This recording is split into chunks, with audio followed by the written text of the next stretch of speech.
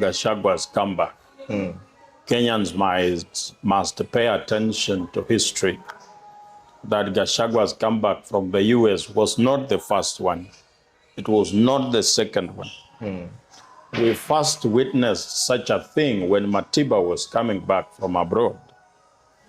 And the government of the day, by that time, orchestrated a very pompous welcome of Matiba to make him look like he can run for president and create this picture that he's actually a very popular candidate.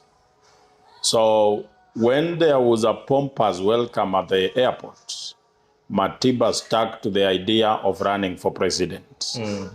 And another candidate, member of the opposition at the time, was Mwai Kibaki, who also ran on a different ticket.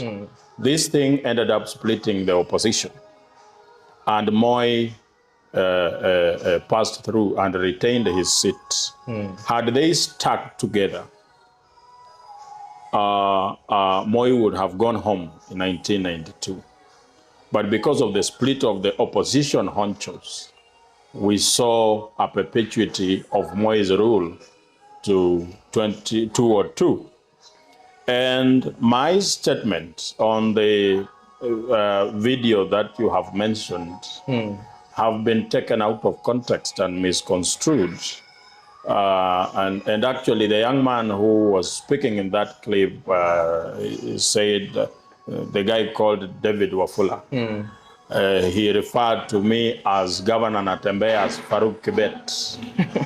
He wants to paint a picture that me and Natembeya are very close.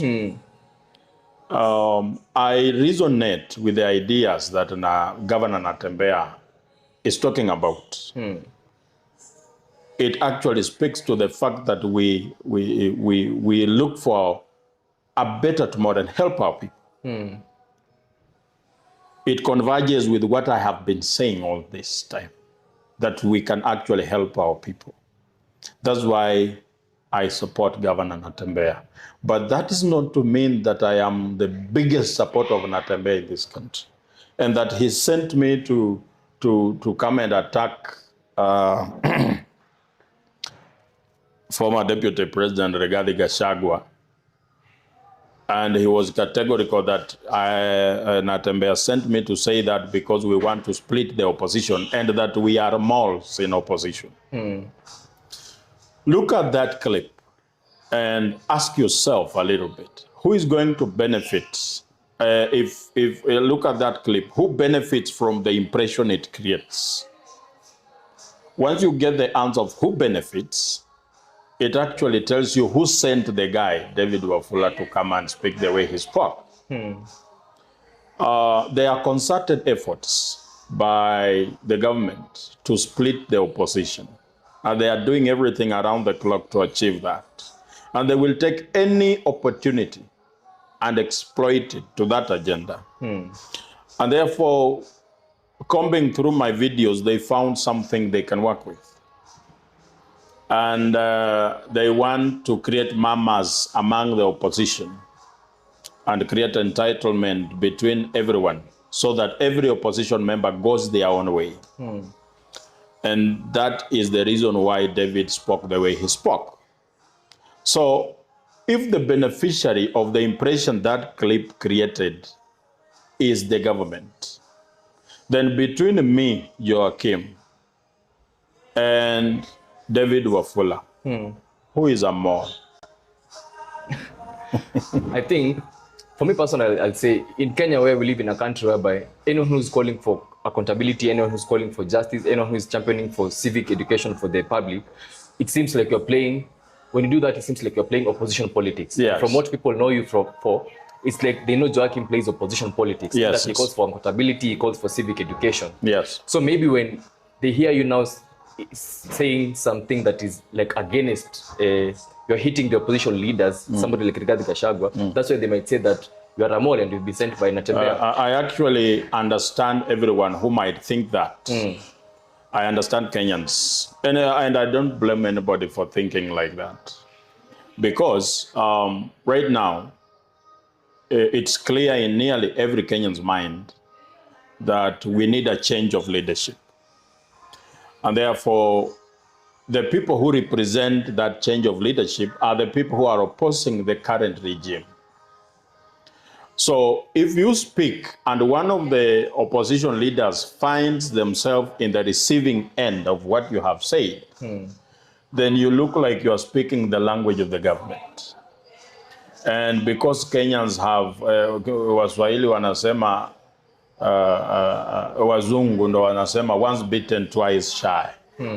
Wakikusikia ni kama you are speaking a language of the government, they take a step back and they say this one is supporting those people who are oppressing us. But I have spoken. My driving force is not an individual. You cannot come to me and say, I am pro this particular person. No. I speak about issues. So when I am talking about a particular topic and you find yourself in the receiving end, I have nothing personal against you. It's about talking about the issue that's affecting the people. And it can also touch on the person who is in the opposition. It should speak to the conscience that we have collectively contributed to the problem that we have in the country. And we therefore must take a collective responsibility to rectify and clear the mess. No one is guilty, no one is innocent. Together as the Kenyan people are going to clear the mess that was created by all of us. And while talking about a particular problem, you can mention someone might find themselves featuring prominently as the people who created that problem. It doesn't mean you're fighting them. So, but I understand this politics, that is propagandeering, and also politics is a competitive field. So sometimes even people in your own, people that you're fighting together, it could be even opposition.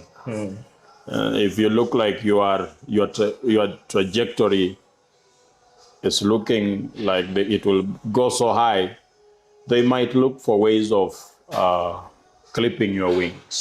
It's understood, it's in politics. So such clip is one of such attempts.